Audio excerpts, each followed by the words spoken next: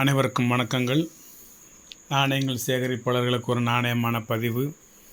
Rajesh collection subscribers அனைவரும் நீடோழி நலமுடன் வாழ வாழ்த்துக்கள். நல்ல மழை, சரியான மழை. எங்கள் ஊர் பக்கம் தென்காசி திருநெல்வேலி மாவட்டத்தில் சரியான மழை, விடவே இல்லை. வீட்டை விட்டு வெளியே போக முடியாது. உட்காந்து காயினை பார்த்துக்கிட்டு இருந்தேன். கேட்டவங்களுக்கு பார்சல் பண்ணிக்கிட்டு இருந்தேன். ஒரு சின்ன மினி பதிவு தான் இது. ஒரு நாணயம் கிஷான்கர் ஸ்டேட்டு கல்யாண் சிங் அவங்க நாணயம் 16.9 கிராம் இதனுடைய எடை இருக்குது. சரியான வெயிட். இது 1797 to 1832 கல்யாண் சிங் என்கிறவர் அரசு ஆளும் பொழுது வெளியிடப்பட்ட ஒரு செம்பு நாணயம். இது ஒரு பிரின்ஸ்லி ஸ்டேட்டு. எப்படி மும்பை, சென்னை, கொல்கட்டா இது மாதிரி ஒரு பிரின்ஸ்லி ஸ்டேட்டுன்னு அந்த காலத்தில் இருந்துச்சோ, அது மாதிரி இது ஒரு பிரின்ஸ்லி ஸ்டேட்டு. இது இந்தியாவில் ராஜஸ்தான் மாநிலத்தில் அஜ்மீர் அப்படிங்கிற ஒரு இடத்துல இருந்து 29 கிலோமீட்டர் தொலைவில் இருக்குது. நல்ல கட்டியான செம்பு நாணயம். இது பின்பக்கம் காயின் நல்ல ஃபுல் கண்டிஷனான காயின். கல்யாண் சிங் நாணயம், நல்ல வெயிட்டு. ஒரு அருமையான ஒரு நாணயம். வெறும் 560 ரூபா. இதில் இந்த 560 ரூபா கொடுத்தாலும் உங்களுக்கு இந்த மாதிரி ஒரு கண்டிஷனில் உங்களுக்கு காயின் கிடைக்க மாட்டேங்குது. சில காயின்களை முன்பக்கம் இருக்குது, பின்பக்கம் ஃபுல்லாக தேஞ்சு ஒன்றுமே இல்லாமல் இருக்குது. இது முன்பக்கமும் பின்பக்கமும் தெளிவான முறையில் இருக்குது. முன்பக்கம் ஒரு செடியை தெய்வமாக வணங்கக்கூடிய ஒரு காலகட்டத்தில் நம்ம இப்பவும் வேப்ப மரத்தை வணங்குகிறோம், ஆலமரத்தை வணங்குகிறோம், அரச மரத்தை வணங்குகிறோம், அருகம் புல்லை கூட வணங்குகிறோம், துளசி செடியை வணங்குகிறோம். இது மாதிரி ஏகப்பட்ட செடி கொடிகளை பூரா நம்ம தெய்வமாகவே நினச்சி வணங்குகிறோம். அது மாதிரி ஒரு இறை வழிபாட்டுக்கு உரிய ஒரு பொருளாக விளங்கக்கூடிய ஒரு செடியை அவங்க நாணயத்தில் பொறிச்சிருக்காங்க. இது வேறு, இது பூமி, இதுக்கு மேலே 2 சைடும் இலைகள் விட்ட ஒரு செடி. இறை வழிபாட்டுக்கு உரிய ஒரு முத்திரையை நாணயத்தில் அச்சடிச்சிருக்காங்க. நம்ம தான் புல் பூண்டு தாவரம் முதற்கொண்டு எல்லாரையுமே வணங்குவோம்ல. மரம், செடி, கொடி, விலங்குகள் அத்தனையுமே நம்ம வணங்குவோம். உலகில் உள்ள எல்லாத்தையுமே வணங்குவோம். எறும்பை கூட வணங்குவோம். திருவெரும்பூர் அப்படின்னு ஒரு ஊர் இருக்குது. அது எறும்பு சிவனை வழிபட்ட ஒரு ஸ்தலம். அந்த கோயிலுக்கு திரு எறும்பூர். அது மாதிரி வராகன், அது மாதிரி ஆமை, எல்லாத்தையுமே, யானை, புலி, சிங்கம் எல்லாத்தையுமே நம்ம வணங்குவோம். அணில் முதற்கொண்டு வணங்குவோம்.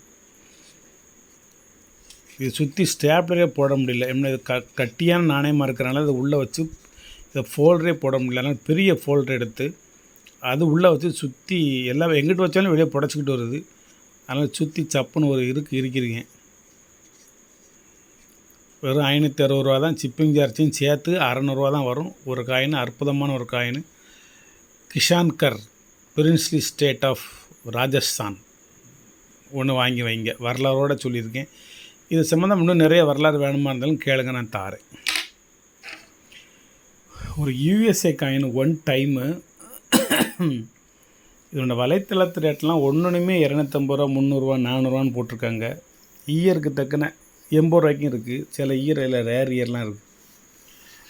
நான் அதை தனியாக மென்ஷன் பண்ணி உங்கள்கிட்ட காட்டாமல் ரொம்ப சீப் ரேட்டுக்கு வெறும் 60 ரூபா ரேட்டு போட்டு உங்களுக்கு ஒரு 18 வகையான நாணயங்கள் கொடுத்துருக்கேன். 18 வருஷம். என்கிட்ட இருக்கிற எல்லா யூஎஸ்ஏ நாணயத்தையுமே ஒரு நண்பர் ஃபுல்லாக டோட்டலாக வாங்கிட்டு போயிட்டார். ஒரு காயின் கூட கிடையாது. இது எப்படியோ என் ஆல்பத்தில் ஒரு செட்டு இருந்துச்சு. ஒரு 20 காயின் வச்சுருந்தேன். அதில் ஒரு 18 தான் தேர்ச்சு. ஆல்பத்தில் ஒரு பக்கத்துக்கு 20 காயின் வைக்கலாம். அதை நான் பார்த்தேன்னா அதையும் சேர்த்து கொடுத்து விட்ருப்பேன். இப்போ தான் பார்த்தேன். வெறும் 60 ரூபா ரேட்டு தான். பிலடெல்பியா மின்ட்டு, இன்னொன்று டென்வர், அந்த மின்ட்டு எல்லாருக்கும் மின்ட்டு வயசாக இருக்குது. இதில் 70, 1970, 71, 80, 81, 83, 85, 86, 87, 88, 89, 90, 91, 92, 98, 99, 2000, 2007, 2010 ஒரு 18 வகையான நாணயங்கள் இருக்குது. வெறும் 60 ரூபா ரேட்டு தான். வாங்கி ஒரு செட்டு அப்படியே உங்கள் ஆல்பத்தில் வச்சுக்கோங்க. சூப்பராக இருக்கும். இந்த நாணயத்தை நான் ஏற்கனவே சொல்லிட்டேன். வெறும் 560 ரூபா தான் பைசா. இது வந்து ஷா ஆலம் 2 பீரியடில் உள்ளது. இது ராஜஸ்தான் மின்ட்டு. ராஜஸ்தானில் தான் இந்த காயின் அடிச்சிருக்காங்க. ராஜஸ்தானில் ஜெய்ப்பூர் மின்ட்டு. ஜெய்ப்பூரில் தான் ஷா ஆலம் 2 அவங்க அரசாட்சியான சமயம் இந்த நாணயத்தை வெளியிட்டிருக்காங்க. இது வந்து துல்லியமாக கண்டுபிடிச்சதுனால இதனுடைய ரேட்டு வந்து 560 ரூபா. கிஷான்கர் ஸ்டேட்டு. ஆனால் இதுலேயே இதேமாதிரி படம் போட்ட பின்பக்கம் வேறு மாதிரியாக எழுதிய ஷா ஆலம் 2 காப்பர் காயின் நிறையா இருக்குது. அது சர்ச்சிங்கில் கிடச்சிச்சு, எனக்கு தகவலெல்லாம் கிடச்சிச்சு.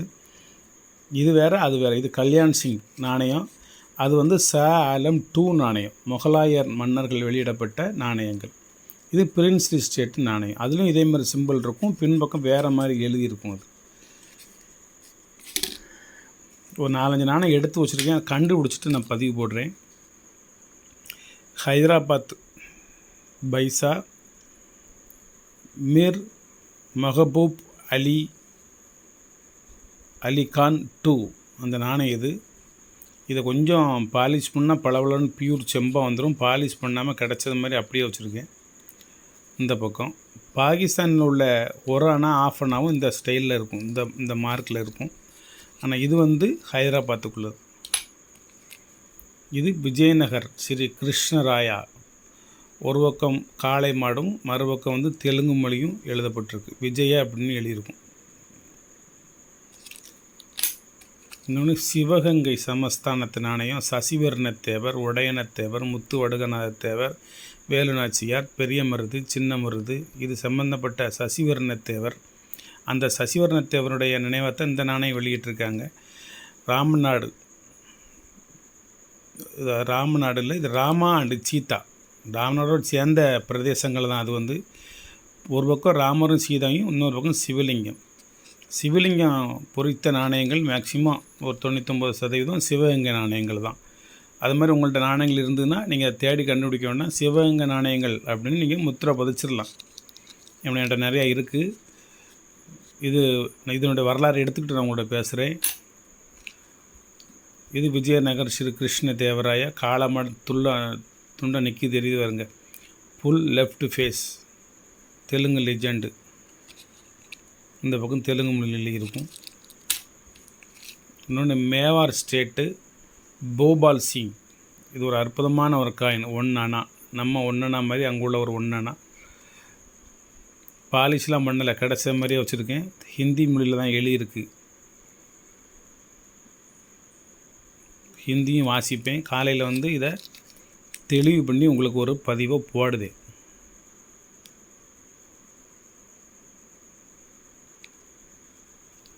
ஜின்கான் எழுதியிருக்கு. இந்தியில் வந்து இதில் ஜின்கர்த் அப்படின்னு எழுதியிருக்கு. காலையில் இதை வெளியே எடுத்து முன்பக்கம் பின்பக்கம் என்னென்ன பார்த்து மேவார் செட்டில் இந்த பூபால் சிங் யார் அப்படின்னு வெரிஃபை பண்ணிவிட்டு உங்களுக்கு ஒரு பதிவை போடுது. அப்புறம் இது வந்து 20 பென்ஸ் நாணயம். எது இந்த இருக்குல்ல, இது ஃபுல்லாக யூகே 20 பென்ஸ் நாணயம். இப்போ தான் ப்ரிப்பேர் பண்ணி வச்சுருக்கேன். காலையில் ஒவ்வொன்றிலையும் இது என்ன இயரு என்ன ரேட்டு, டோட்டலாக ஒரு சில ரேட்டு முன்ன பின்ன இருந்தாலுமே நான் வந்து ஈக்குவல் ரேட்டு தான் போடுவேன்.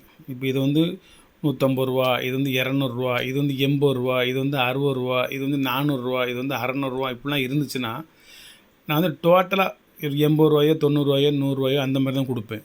அதை எல்லாத்தையும் ஈக்குவல் பண்ணி சரி இருக்கட்டும் அப்படின்னு சொல்லி ஒரு குத்து மதிப்பாக தான் கொடுப்பேன். ஒன்றுக்கும் தனித்தனி ரேட்டு போட மாட்டேன். இப்போ இந்த யூஎஸ்சில் எப்படி எல்லாம் சராசரி 60 ரூபா போட்டிருக்கணும், அதே மாதிரி தான் அதையும் போடுவேன். நன்றி, வாழ்த்துக்கள்.